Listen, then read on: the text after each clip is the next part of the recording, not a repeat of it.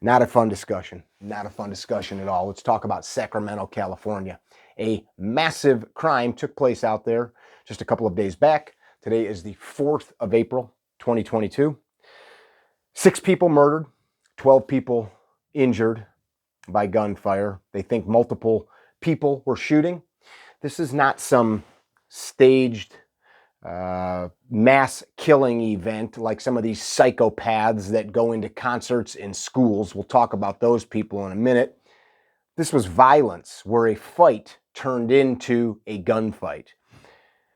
They think that this 26-year-old male subject was part of it. Well, I'm guessing they probably think he's one of the shooters. They think there's one or more guns. They think those guns, or at least one of them, was stolen. Looking at these politicians talking about this and turning it into a political point is disgusting. Even the narrative that the news is using, that it's a mass shooting, well, let's be pragmatic. It is a mass shooting. There were many people shot. But this is not something that I described earlier where it was some premeditated mass murder.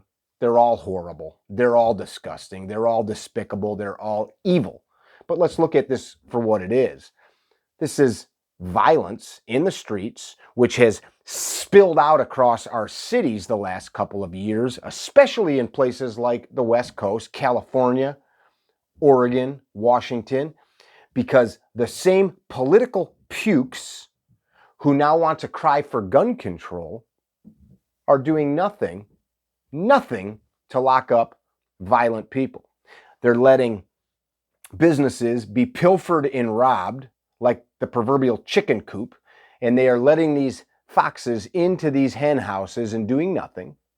I'm not comparing all crime, but over the last 2 years, tell me if I'm wrong, we the people have seen city after city after city turned into the Gotham of Batman, where criminals run rampant and nobody does anything to stop them. I have friends in law enforcement across this country. Their hands are tied. People in prosecution are not doing their jobs. People at a county and city and state level are not doing their jobs. People in the judicial, the judges, are not doing their jobs. They're letting violent criminals walk back onto the street. I don't know anything about the criminals involved in this. I'm talking in totality now. But now we've got the people from Sacramento, from California, the governor, the Sacramento mayor, and others talking about this as if it's some new thing, as if these guns just jumped out of somebody's pants and started shooting people, as if it is the gun to blame. It never is the gun to blame. It is the individual. First of all, not everybody should have a gun, in my opinion. A firearm is a great and grave responsibility. So is a vehicle, so is an airplane, so is a kitchen knife, so is access to medication, so is being a parent. There are many things that liberty gives us that have a great level of responsibility that comes with it. The double-edged sword that is liberty, it cuts both ways.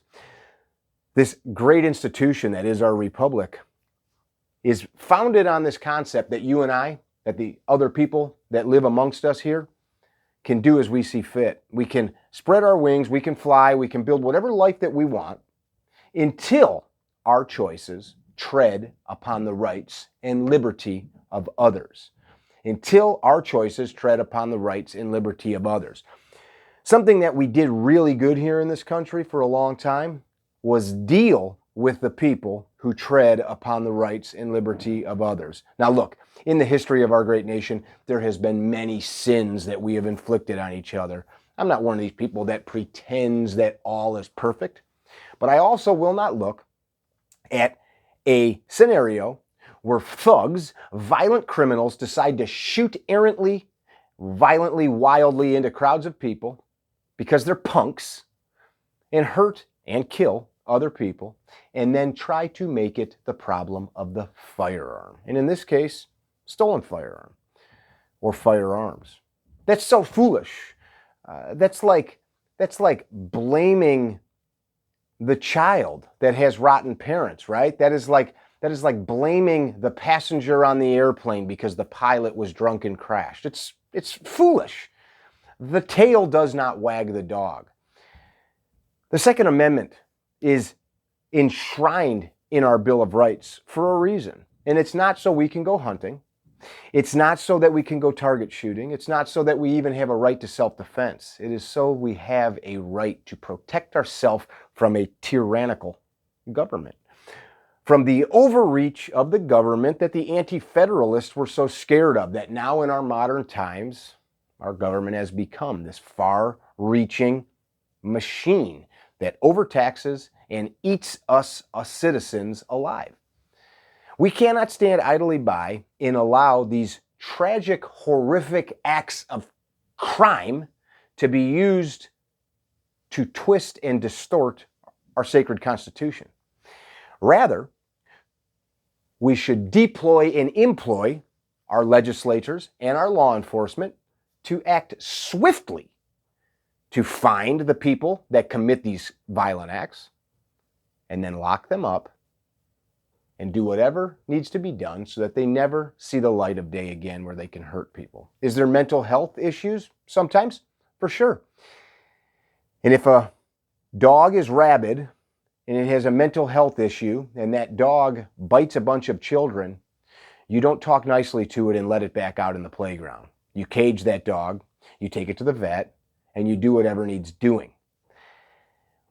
We are beginning to treat criminals as if they are somehow the victims of those that they are victimizing. And in that, the lunacy continues. I again repeat, the people that were injured and killed in this horrific act of criminal violence, my heart goes out to them, to their families, to their coworkers, to their friends, to the people that they were out enjoying the evening with. But you and I that walk this line where we understand that liberty is a line that if we cross and we tread upon the rights and liberties and freedoms of others, that we will have our rights stripped away. Those of us that understand that and we walk that fine line, how dare they try to take our rights away? Those of us that appreciate and understand that violence does have a purpose for righteous reasons. The police use violence for righteous reasons. A mother uses violence to protect her children for righteous reasons. A soldier, sailor, and airman uses violence for righteous reasons. And maybe you in your life have used violence for righteous reasons. Righteous meaning right, moral, for good. It doesn't mean that we seek to do that. There's some sick people in this world that are raised by sick people. Excuse me.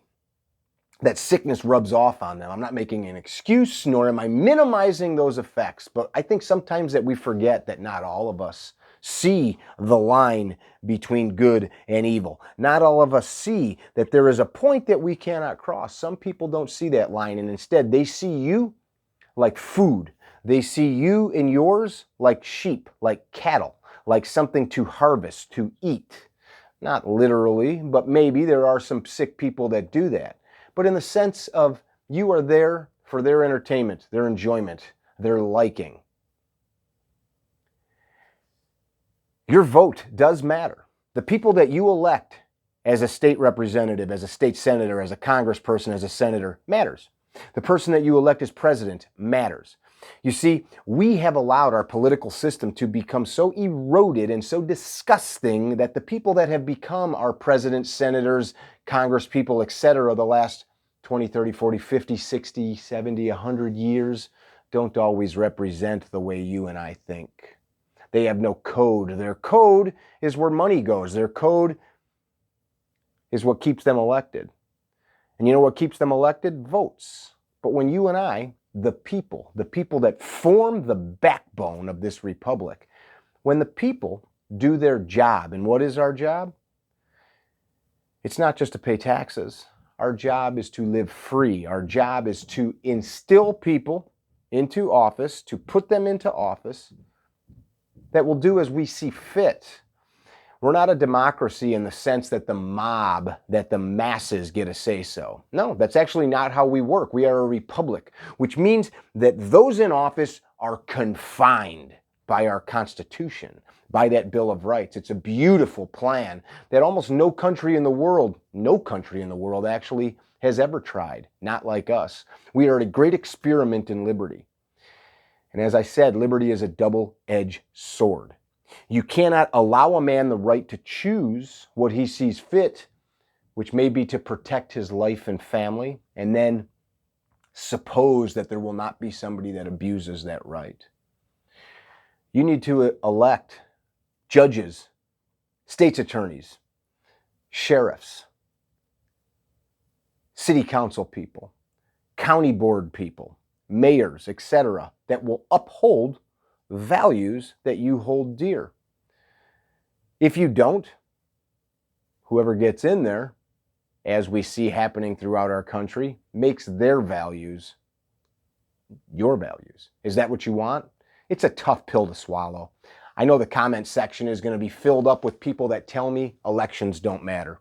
I've spent the better part of the last 10, 12 years proving that otherwise. Quick side story, which I've talked about in other places and at other times. I'm nobody from nowhere. I'm a simple dude. My father was a minister, my mother a homemaker. I've got very little formal education.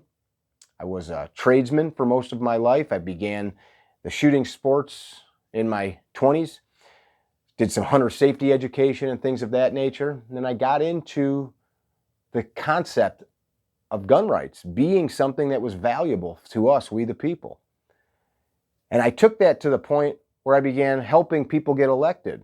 Next thing you know, I was the vice chairman of a political party, raising money for candidates. And I'll tell you, in that process, I learned a lot of things I didn't want to see. I learned a lot of things, not that are crooked, not that are a conspiracy, but it's the same things that permeate all of humanity. The same thing that's in business, the same thing that's in education, the same thing that's in religion, the same thing that's in families, the same thing that might be in your heart, is that most people are out for themselves. And while they might have good intentions, it's very easy to be led astray. It's very easy to lose sight of whatever your mission is. And what makes this country so great, something I talk about constantly, the 56 men that started the firestorm that became this country, and there were many other, the 56 that signed their name to that declaration were just a few, a tireless few that worked, and they died. Most of those men, from Thomas Jefferson to Benjamin Franklin to George Washington to Adams and others, their whole existence for 30, 40 years was to develop this nation that you and I get to live in. Were they perfect men? No, neither are you, neither am I. So let's not waste our breath talking about what they did wrong. Let's talk instead about what they did right. And what they did right was they worked tirelessly for the cause of liberty. There is no greater cause. There never has been and there never will be. Some of you that are deeply religious might put in the comments that your religious beliefs are of a higher value than liberty. I would contest that you are wrong. Liberty allows you to worship freely. Liberty allows you to raise a family and teach them as you see fit. Liberty allows you to seek out the life that you want. There is no higher purpose for our lives than to proliferate liberty. In that, when a human being picks up a weapon, his fists, a bludgeon, a gun, and strips the life or health by injuring a person from somebody else, like what happened in Sacramento, that is the highest evil, in my opinion, because you strip a very person of their life, of their ability to live as they see fit. And those people should be treated as harsh or harsher than any possible crime. There is nothing you can do worse than kill somebody, and there is nothing that you can do worse below that than maim or injure somebody. You forever alter somebody's life, their ability to live free. What happened in Sacramento is disgusting, but I will not stand idly by and watch the news, which is puke, and watch most politicians who are pukes twist the truth to spin a narrative to placate their base of voters and placate their base of donors. What say you? We need a better argument, and by argument I don't mean pound your chest, I mean to formulate and craft your opinion and to be able to get people to understand your side of thinking. How do you do that? How do you do that better than being angry on Facebook or in the comments section? Are you studying our history? Are you studying things like the Constitution, our Declaration? I just happen to have those there. They usually sit close by. Are you studying what our founders did so that you understand your role in this great republic? Your role is just as important as the men that marched at Lexington and Concord. Your role is just as important as the dudes that signed the Declaration. Your role is just as important as the men that crossed the Delaware. Your role is just as important as the men that camped at Valley Forge. Your role is just as important as those that laid their life down taking musket and cannon shot against the British. That is your duty. That is the duty of a member of this republic. I'm not talking about taking up arms. I'm talking about doing what is necessary to protect and promote and proliferate the liberty that was handed to you, whether you were born here or immigrated here. What took place in Sacramento, what took place in Texas, I just learned of another horrible criminal shooting where 15 plus people were shot, I believe one killed at a concert. There will always be people that walk outside the confines of law. It is up to us, the just, the righteous, to find them, to hold them accountable, to make examples of them, and to be willing to immediately stand in the breach, in the gap, to defend the innocent, including ourselves. But never do we strip the rights of the just because of the acts of the unjust. Never do we vilify our Constitution. Never do we degrade our Bill of Rights because the acts of the criminal. This is Mickey with CarryTrainer.com. Heady times we live in. We just keep going from one thing to the next. I challenge you to learn about our history, study it, embrace all of it. Understand that we're not perfect back there. We're not perfect here. You're not perfect. I'm not perfect. So let's throw that out the window, but understand this, that this perfect cause of liberty, as our founders talk about, this perfection of the cause is what really matters to us. The ability to live free will be stripped away from us when we, the people, no longer hold it in that place of esteem. I do. I hope that you do too. Put in the comments how you feel about what's going on in the world, but as important or more important than anything is what are you willing to do about it? Teach your kids. Hold your head up. We live in the greatest place on earth, regardless of what any asshole on the news said, regardless of what anybody abroad says. We spread liberty like wildfire around this globe. There's a reason that people call on us when things go sideways. There's a reason for it, because liberty's a real thing. Hold it in your hearts. Do something to keep it around a while. Be well. Don't be dickheads.